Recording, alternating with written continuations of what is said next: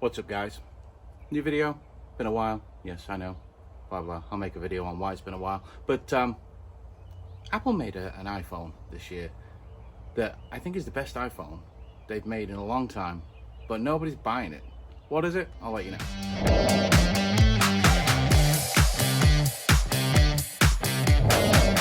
Alright, welcome back, guys. So yeah, iPhone, they released the iPhone 14 Plus this year, and nobody seems to care about that device whatsoever, and I'm not sure why. I've been using this now alongside what I'm using here to film, my iPhone 14 Pro Max.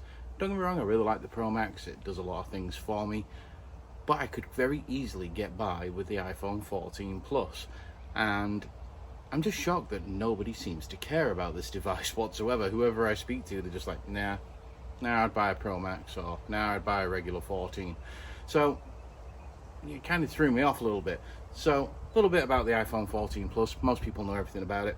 6.7 inch display, OLED, XDR, OLED, all of the fancy names that they want to put in there. Basically, it's an OLED display on the iPhone 14. This is the iPhone 14 Plus right here, and the display is really nice. There is one downside to it. It is only 60 Hz instead of 120 Hz like you get on the Pro Max, but that's one of the reasons why this phone is so much cheaper than the Pro Max.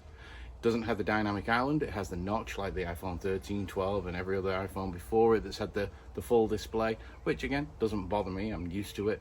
Again, it's also why the price is a lot lower than what you would pay for on the iPhone 14 Pro Max.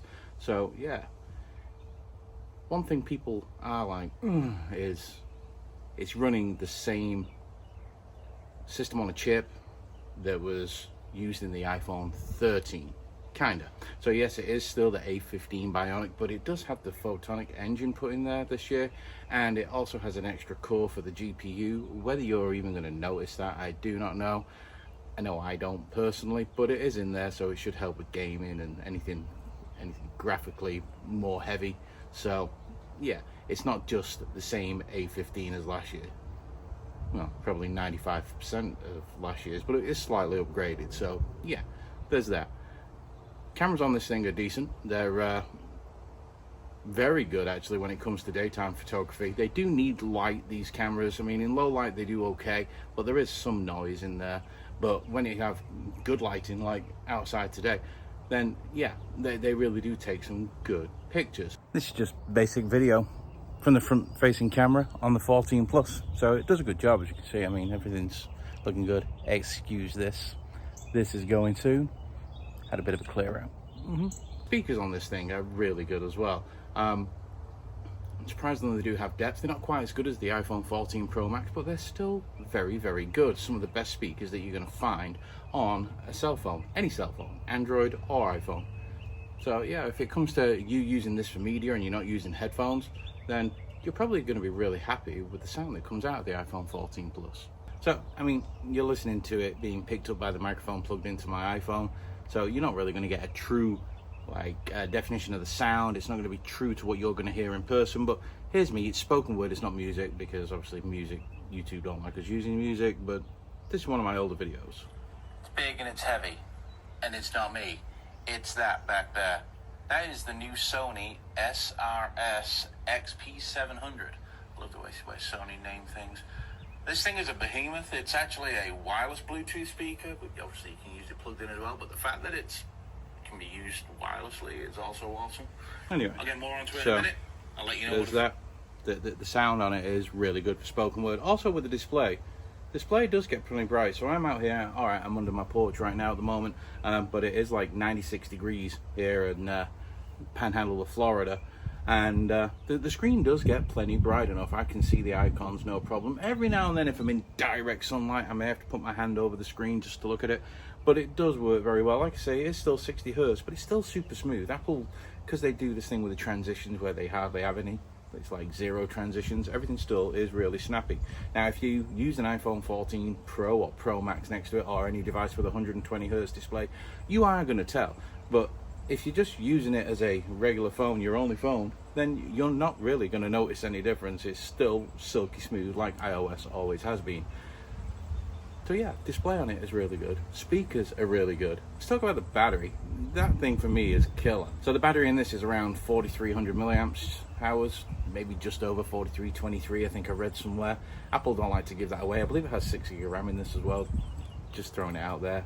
Again, Apple don't normally tell you how much RAM's in these devices, but yeah. So when it comes to the battery, 4323, I can come home from work on a Friday night, drop this not on charge, not use it all weekend, and it'll still be doing notifications, things like that. Pick the phone up Sunday night to put it on charge ready for my day at work on Monday, and this thing will have over 50, 60, 70% of battery. It just doesn't die.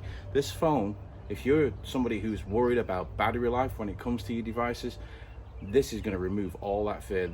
This is the battery king. The iPhone 13 Pro Max was the battery king for me beforehand, but the 14 Plus just takes the cake. Battery in this, I can go all day through work without putting it on charge, come home, and I'll have like 70% battery left. It's nuts. There's some real voodoo going on in this phone, and it's obviously because you got the 60 hertz display and the bigger battery and the bigger body, but it's still extremely good when you compare it to something like the S22 Ultra from last year.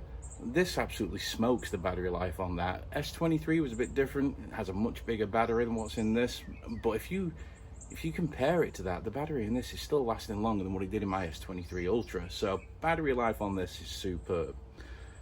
So yeah, overall, I'm not understanding why people don't like the iPhone 14 Plus and they're going straight for the Pro Max. I don't see really the value proposition other than an extra camera, 120 hertz. For me, I think the 14 Plus is the sweet spot with the phone. If you're not used to the 120 hertz display, then you're not missing anything. It's just a little bit smoother. You can still play all the games that you can play on the iPhone 14 Pro Max on this. Multimedia comes through great, as you can hear from the sound. Everything comes through really clear and loud. The display's nice and bright. You can see it in the sunlight. Just looks really good. It's a really good device, and it's the iPhone that I would recommend to anyone. If someone asks me, hey, I need a large screen phone and I'd rather have an iPhone, but I don't want to spend all this money, do I buy an iPhone 12 Pro Max or an iPhone 13 Pro Max because I don't want to go and spend all the money on a 14 Pro Max? I'd stop them straight away and I'd be like, dude, go and buy a 14 Plus. You're gonna love it. Like I said, no dynamic island. You do have the notch, but it still has the Face ID. Everything works just the same. So yeah, this for me, best iPhone Apple have made in a long time. Hopefully, if you're thinking of getting one, this has helped you out in that decision. If you've already got one, let me know what you think of it. I don't know any other person, maybe one other person that's got one of these devices. You can buy them all the way up into 512 gig storage. So if storage is a problem for you and you're thinking, oh, 128 is not going to be enough, you're covered with the storage as well. So yeah, let me know. You like the iPhone 14 Plus if you have it? Let me know why you wouldn't buy it. Is it because it's got last year's kind of internals in there? But yeah, for me, best value iPhone you can buy right now.